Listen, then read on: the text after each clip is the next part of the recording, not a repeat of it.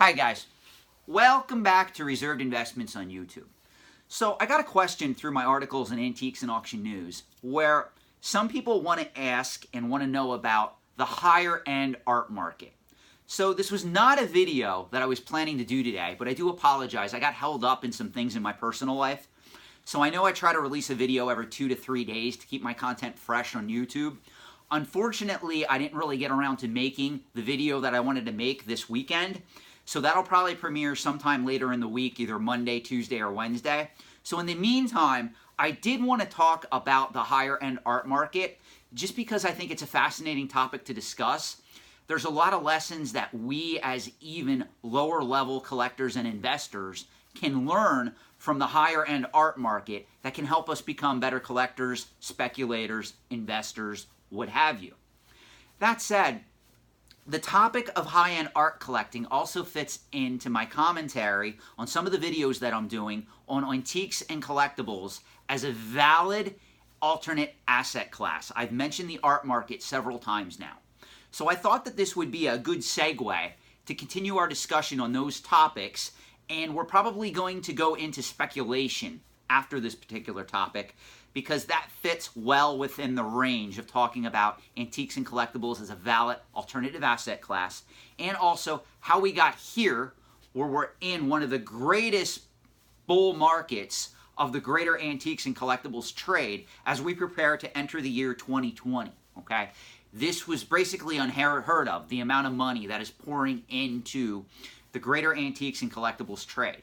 Now, getting back to artwork, I don't think that people quite understand that, and all you got to do is, guys, I'm not going to name these titles. If you Google simply the most expensive paintings ever sold at auction, you're going to get a list on some of the most expensive paintings ever sold at auction, what they sold for and when they sold.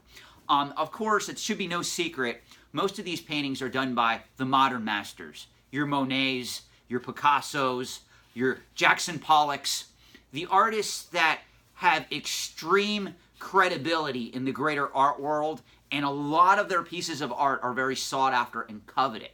You know, I said this before, back in the 1980s, one of the things that really caused the art market to go crazy was when Ronald Reagan passed Reaganomics, okay, or trickle-down economics. He gave a lot of tax breaks to the wealthy 1%. Well, those people, rather than putting the money back into the greater economy, they went out and they started buying items of an extravagant nature. I'm not talking $10, $20 million homes here. I mean pieces of art that sell for 30, 40, 100 million, close to $200 million a piece, okay? Now you have to understand, when somebody buys a work of art that costs $100 million or $200 million, you have to analyze what their net worth probably is. The people who are playing in this pool of the market are all, almost universally, multi-billionaires, okay? And what I mean by multi-billionaires is a person with a net worth of $1 billion most likely isn't going to tie up $200 million in one asset, okay? That would be the equivalent of somebody making $100,000, okay, a year, that goes out and buys a $50,000 antique or collectible and ties up a lot of their money in that one collectible, okay? It doesn't work that way, guys. Most people who are going after items of this nature have a net worth in the billions of dollars, okay? I have had the privilege of speaking and working with auction houses that sell this type of art, okay? Sotheby's, New York is a great example. Sotheby's has a lot of high-end art collectors that get on their mailing list who buy pieces of art like this, and as you can imagine, most of these names are kept confidential. I mean, I don't know about you, I do a lot of business with Heritage. I would be very upset if Heritage started talking to other collectors and or dealers as to what I'm buying in the coin and currency realm, okay? I consider that a violation of privacy. Well, I'm only spending $2,000 to $10,000 per item I'm buying in coins and currency, okay? You can imagine with somebody who's spending $50 million, $100 million, or $200 million, if word gets out that they're buying these pieces, what that can what that can do to their perception or their reputation. Now, some art collectors of the high-end realm don't mind if their name kind of leaks that, oh yeah, I wanted to keep it private, but I'm the one that bought that $200 million Jackson Pollock that sold back in 2016. Wink, wink. Remember what I said in another video. One of the things, and I sometimes feel sorry for some of the people that operate under this mindset, but one of the things that you will come across if you get involved in the higher end antiques and collectibles trade, and or if you start working with people that are involved in high finance, okay, you're going to come across narcissism and egotism, okay? Ego especially is commonplace. And there's a lot of people out there who have a ton of money, but they have very little self-esteem. So the easiest way, I hate to say this, for them to get self-esteem is to do something with their money that gives them recognition or credibility. A lot of these people are going out and they're spending large sums of money on thought to be rare or coveted higher end collectibles, antiques, and yes, artwork. I've said this before. There's a big difference between a person who analyzes the art market, calls in experts, and wants to spend $100 or $200 million on a painting and doesn't want his name out there to be associated that he owns that particular piece of work, versus some of the more flamboyant billionaires we have in our culture who go to an auction and literally let it be known that they're bidding up a Monet painting or a Picasso painting, and they're prepared to pay whatever it takes to get that item in question, okay? You really have to look at the mentality of the differences in lifestyles between those two individuals. You know, I buy things, and I've said this before, on heritage auctions. I showed you guys in my one video the one banknote I have, okay? That's back in the safety deposit box, but that I think I paid like close to $7,000 for, okay? Every once in a while, I don't mind showing something like that on this channel or in an article I write for Antiques and Auction News. That said, I prefer to keep my purchases of that caliber quiet. And so do a lot of people in the greater antiques collectibles trade. When you get up to the high-end art market, the ones that I respect are the ones that are not going around bragging, hey, I paid $140 million for a Jackson Pollock painting, okay? That's kind of stupid if you're going out there and letting that be known. You know, as I've said before in some of the other videos that I produce, okay, there is something called the greater fool theory at work, not only in the financial markets, but in the greater antiques and collectibles trade as well. And what that means is you're assuming that if you pay a record price for something, somewhere down the line, there's a greater fool than you that you can sell that item to. And a lot of times that doesn't work out. You have to be very careful. What I said, if you watch the video on my commentary on Storage Wars, one of the problems that I have with Storage Wars is you have a lot of these guys going out there, they're paying a record sum for a locker that they don't even know what's in it. And they're giving the American casual viewer who's sitting at home being an armchair antique or collectible wannabe expert while they're watching this show, the wrong idea that paying a record sum for something is supposed to be good. Paying a record sum for something means that, guess what? You won the item fair and square as long as you paid the auction company what the exact bid amount was. It's yours. The problem is, though, you were the greater fool. You were the greater fool. There was nobody at that particular auction venue that was willing to pay more for that item than you were. That being said, that's not always something to brag about. Always remember that. You know, did you really win it?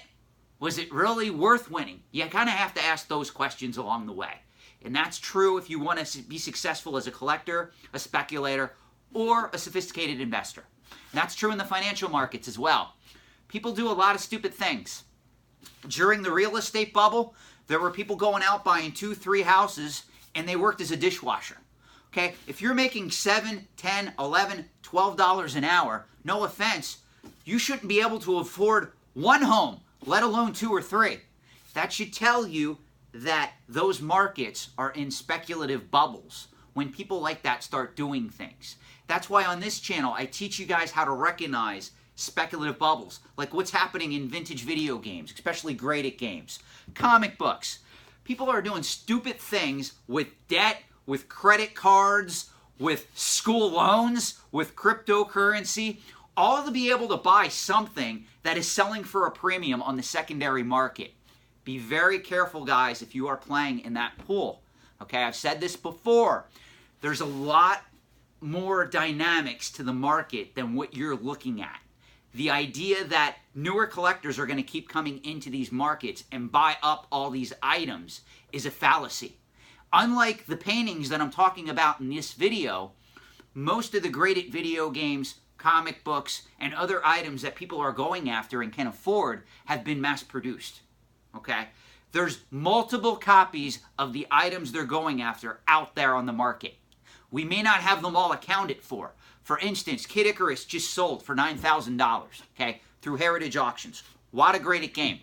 I would not be paying $9,000 for a Kid Icarus because I don't believe the idiots that claim that there's less than 10 copies of that game in factory sealed existence. I'm sorry, guys. I'm not going to reveal any sources, but I know firsthand collectors who have my number, who can call me up anytime, who have a factory sealed copy of Kid Icarus, and it's not being counted into those numbers where they claim that there's only 10 in existence. You're fooling yourself if you believe that. That said, back to the topic at hand, the person who's buying these type of works of art, a question that I get asked routinely is, are they keeping these items in their house? Let me answer that. In most cases, no. They are not storing a $100 million painting in their house. Okay? I want to make sure that I clear the air on that. There are companies out there, and if you want me to talk more about this, I will in depth. There's RoboVault out of, I think, Florida, and there's Crozier Fine Arts, which is ironically owned by Iron Mountain. And if you wonder why I'm smirking at that right now, go look up my LinkedIn profile, and you'll find something interesting about my corporate job. Anyway, there are places that store valuable pieces of art and offer appraisal services and also crating and storage for high-end collectors, okay? Companies like that cater to an extraordinarily wealthy clientele, okay? The same people that obviously can afford those works of art to begin with. That said, very few collectors, I don't care if you're a multi-billionaire, are storing $140 and $200 million paintings in their houses, okay? For one thing, a house that you live in, okay, I'm going to be very honest on this, does not have the safeguards needed to protect and preserve a piece of art of that caliber. Even museums, people don't realize this. The greatest risk to a lot of the higher end works of art, like if you want to talk about Mona Lisa, items of that caliber, is actually when they're on display at museums. The air quality has to be maintained. The humidity has to be maintained. You have to maintain the item so that it doesn't get stolen, it doesn't get damaged, and the elements don't attack the integrity and the condition of the item at hand. When we're talking about pieces of art and historical items that sell for $10 million, $20 million, $40 million, $100 million on up, you have to understand that becomes more of an investment commodity than an actual piece of art. The people who buy those items want to maintain them as best they can because what they're thinking of further down the line, they're going to eventually sell the item for a profit. It is solely an investment to them, and they may like the item in question, meaning they may have an emotional attachment to the art itself, but ultimately it's the investment potential that causes them to spend that type of money on the item itself, okay? This is something that is not routinely talked about when a painting sells for auction for $110 million or $120 million. And I think more focus should be spent talking about why these people are buying these objects that are this valuable, rather than, well, this item sold for a record price. Well, why did it sell for a record price? Why does somebody feel a need in the year 2019 to pay $112 million for a painting? Okay, you have to look at it that way. All right, it's more about prestige, pride, and investment. That's what it comes down to. And if you think that this is really kind of abnormal when you analyze it from the perspective of these wealthy people really don't need $110 million paintings. I mean, let's be honest. Everybody has the thought in their head, you know, there's people starving in Africa, there's people starving in America, and there's a certain subset of the upper 1% that are paying $100 million or more for a painting, for crying out loud. Well, to be fair, they're looking at it more as an investment and something that gives them a little bit of pleasure of knowing that they own it, and also the status recognition when their name, wink, wink, is leaked out by either themselves or an auction house by their permission, or even a gallery that says, oh, Mr. David Koch or Bill Gates or Warren Buffett owns this particular piece of art that sold for $110 million back in 2016 or 2006, whatever, okay? That's the recognition that they get. So the art market, we can learn a lot just from analyzing that and applying it to the rest of the greater antiques and collectibles trade. That said, there are caveats to that. Just because somebody is paying $110 million or $150 million for an ultra hard-to-find, coveted Picasso painting, that does not mean the person at the bottom end of the art market who may be buying a sketch done by Picasso that sells for $10,000 is operating in the same market as somebody who's paying $140 million for a Picasso. So you can have the same artist, okay, out there whose art in one end of the stream goes for $10,000, $20,000, and then you can have something of high caliber from that same artist that sells for $140 million. The person paying $10,000 or $20,000 for the lower end Picasso is not operating in the same market as somebody who's paying $140 million. There's a reason why that particular painting from the same artist is worth $140 million, and the one that this person's buying is only worth $10,000 to $20,000. You have to look at it as a whole and understand that, again, much like vintage Star Wars figures, much like comic books, much like coins and currency, the 1% of the market does not reflect the entire art market as a whole. I see a lot of people that want to get in to the lower tiers of the fine art market when they hear that a painting sold for $400 million and set a record price, which I believe in 2017, Leonardo da Vinci did sell off a painting, or it hit the auction block, and it went for $450 million. It was an insane amount of money. And the person that bought it, I don't think was ever revealed. I don't think he even put out any type of statement or anything of that nature. It was really a private collector, which is what I respect. That said, a lot of people wanted to get into the art market at that time because they had thought, well, if they spend $20,000 or $10,000 on a piece of art at the lower end, the attention that's being paid to the item that sold for $450 million would bring a lot of new collectors into the fold. The problem is the art market doesn't work in those dynamics. People that are buying this type of art are not collecting the stuff at the $10,000 and $20,000 tier, guys. These are the people that have the money to go after $100 million plus paintings on average, and they do it more than once. So they're building a collection of, say, 5 or 10 pieces of art that are selling for $100 to $200 million or more. That's why most of these guys are multi-billionaires. A billionaire in itself could not go after 5 pieces of art that sells for $100 million or $200 million because he would have to tie up almost 3/4 of his net worth in art alone. It would be a stranglehold on his investment portfolio. I said this before earlier in the video. It would be like somebody who makes $100,000 a year going out and continually buying $50,000 items and then wondering why he has no consistent investments in financial assets, in real estate, or has any cash flow coming in because he's tying up all his money in items that don't pay him a regular dividend or a regular interest payment every month, quarter, or year, much like financial investments do. Okay? So I wanted to do a video on this because this is something that I get a lot of questions on, analyzing the high-end art market. If this video was helpful to you, please let me know in the comments, and I'll continue to do more on these videos. If it wasn't, if it completely missed the mark, and you sit there and go, Sean, I just sat through a 20-some minute video of you babble about the high-end art market, I don't care, let me know, and I will do less videos on the higher-end tiers of the antiques and collectibles trade.